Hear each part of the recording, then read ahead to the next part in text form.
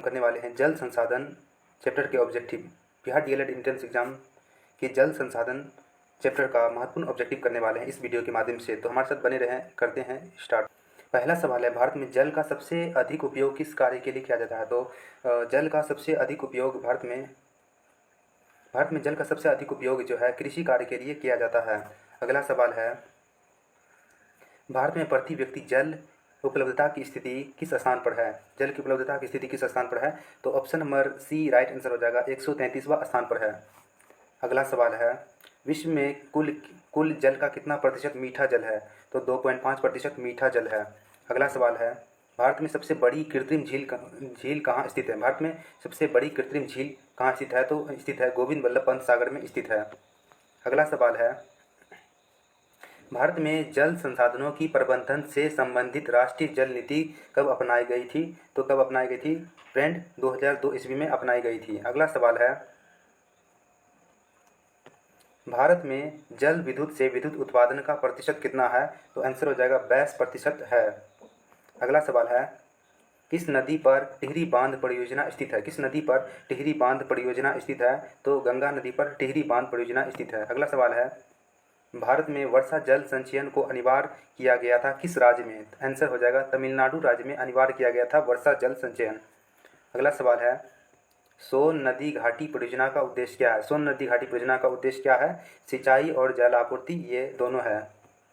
अगला सवाल है, भारत में जल संसाधन संकट का प्रमुख कारण क्या है? भारत में जल संसाधन संकट का प्रमुख कारण है असमान जल वितरण है। क्या है फ्रेंड? असमान जल वितरण के कारण जल संकट का प्रमुख कारण है।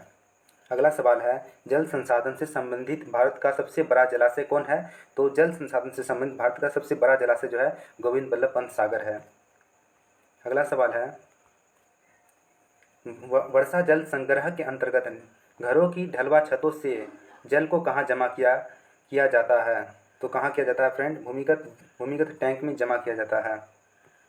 अगला सवाल है, भारत में जल पुनर्चक्रण की प्रणाली की शुरुआत कब हुई थी? भारत में जल पुनर्चक्रण प्रणाली की शुरुआत कब की गई थी? तो आंसर हो जाएगा 1990 ईस्वी में किया गया था। 1990 ईस्वी में किया गया था। अगला सवाल है, भारत में जल संसाधनों के सबसे बड़े उपयोगकर्ता कौन से क्षेत्र हैं? सबसे बड़े उपयोगकर्ता क्षेत्र हो जाएगा कृषि क्षेत्र। सबसे बड़े उपयोगकर्ता क्षेत्र हो जाएगा कृषि क्षेत्र। अगला सवाल है, किस नदी पर कृष्णा गोदावरी का विवाद हुआ था? तो कृष्णा नदी पर ही कृष्णा गोदावरी का विवाद हुआ था। अगला सवाल है, भारत में जल परियोजनाओं के निर्माण में किन समस्याओं का सामना किया जाता है? विस्थापन की समस्या, जल की कमी, नदियों का अवरुद्ध प्रवाह, इनमें से सभी, यानी कि सभी। तो option number D right answer हो जाएगा, इनमें से सभी। अगला सवाल है, भारत में जल संसाधनों के प्रबंधन के लिए कौन सी समिति गठन की गई है? कौन सी समिति गठन की गई है? तो आंसर हो जाएगा राष्ट्रीय जल संसाधन परिषद गठन की गई है। अगला सवाल है, भारत की कौन सी परियोजना दुनिया की सबसे लंबी नहर है? भारत की कौन सी परियोजना दुनिया की सबसे लंबी नहर है, ये पूछ रहा है। आंसर हो जाएगा इंदिरा गांधी नहर। अगला सवाल है, किस परियोजना के अंतर्गत बाढ़ नियंत्रण और जलाशय का निर्माण किया जाता है? किस परियोजना के अंतर्गत पूछ रहा है। तो ऑप्शन नंबर इसका राइट आंसर हो जाएगा बी। इसका option number B right answer हो जाएगा, दामोदर नदी घाटी परियोजना के अंतर्गत। अगला सवाल है, भारत में जल परियोजनाओं के दुष्परिणाम में से कौन सा प्रमुख नहीं है? जल परियोजनाओं के दुष्परिणाम में कौन सा प्रमुख नहीं है पूछ रहा है। जल की गुणवत्ता में सुधार ये नहीं है, दुष्परिणाम में प्रमुख नहीं है ये जल की गुणवत्ता में सुधार। अगला सवाल है, राष्ट्रीय पेयजल मिशन की शुरुआत कब हुई थी? राष्ट्रीय पेयजल मिशन की शुरुआत 1986 ईस्वी में हुई थी।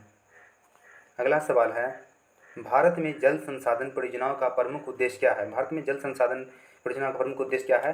जल संरक्षण, सिंचाई और जल आपूर्ति, जल विद्युत उत्पादन, या इनमें से सभी उत्तर सही है। इसका राइट आंसर हो जाएगा ऑप्शन नंबर डी, इनमें से सभी सही है।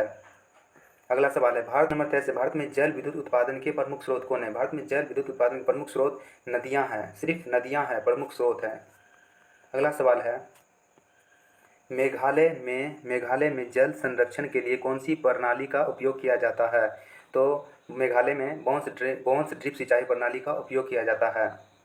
अगला सवाल है किस जल संसाधन परियोजना में जल विद्युत सिंचाई और जल आपूर्ति तीनों तरह के कार्य किए जाते हैं। Option number C right answer हो जाएगा। टिहरी बांध परियोजना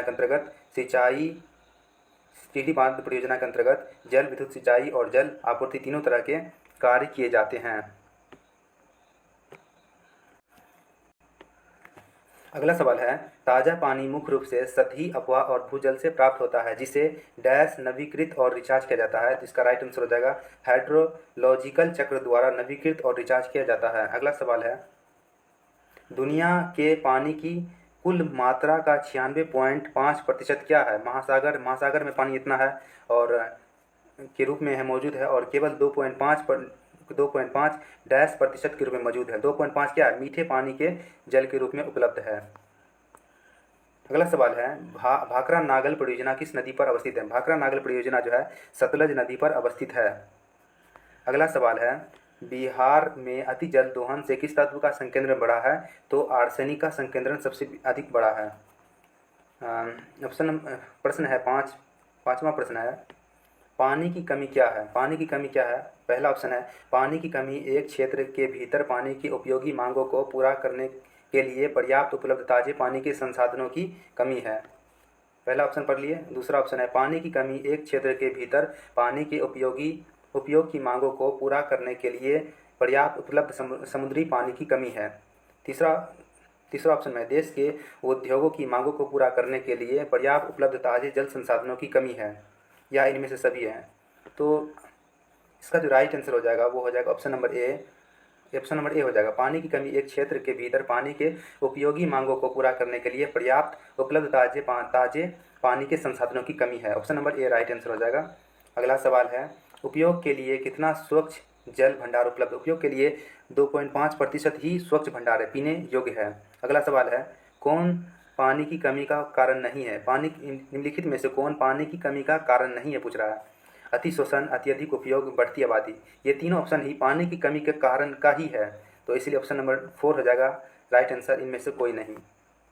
अगला सवाल है निम्नलिखित में से कौन स्वच्छ जल संसाधनों का स्रोत नहीं है। स्वच्छ जल संसाधनों का स्रोत कौन नहीं है। ऑप्शन नंबर 4 हो जाएगा महासागर नहीं है। अगला सवाल है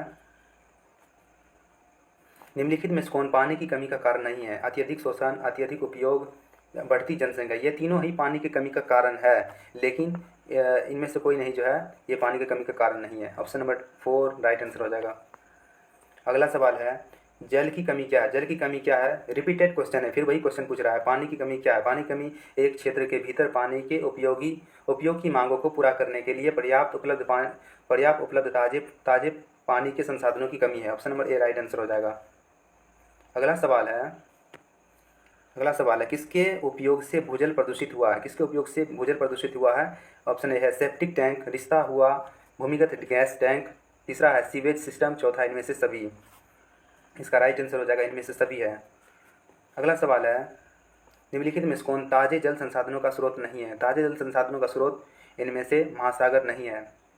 अगला सवाल है नागरिक के प्रति जवाबदेही देश का बुनियादी परिणाम है। नागरिकों के प्रति जवाबदेही जो है लोकतंत्र का बुनियादी परिणाम है। अगला सवाल है हमें अपने जल संसाधनों के संरक्षण और प्रबंधन की आवश्यकता क्यों होती है। ऑप्शन पढ़िए। खुद को स्वास्थ्य संबंधित खतरों से बचाने के लिए, खाद्य सुरक्षा सुनिश्चित करने के लिए, हमारे प्राकृतिक परिस्थितियों तंत्र को क्षरण को रोकने के लिए, इनमें से सभी। तो इसका ऑप्शन नंबर 4 हो जाएगा इनमें से। इसका ऑप्शन नंबर 4 हो जाएगा इनमें से सभी हो जाएगा। राइट आंसर हो जाएगा इनमें से सभी। तो डीएलएड एंट्रेंस एग्जाम में पूछे जाने वाला सोशल साइंस का जल संसाधन का हम महत्वपूर्ण ऑब्जेक्टिव करवा दिए हैं। आशा करते हैं कि आप ये सभी महत्वपूर्ण ऑब्जेक्टिव को याद कर लीजिएगा, ताकि डीएलएड एंट्रेंस एग्जाम में 2-3 नंबर इस चैप्टर से पूछता ही है। तो अगर आप याद कर लीजिएगा तो डीएलएड एंट्रेंस एग्जाम में अच्छे नंबर से स्कोर कर पाइएगा। Thank you.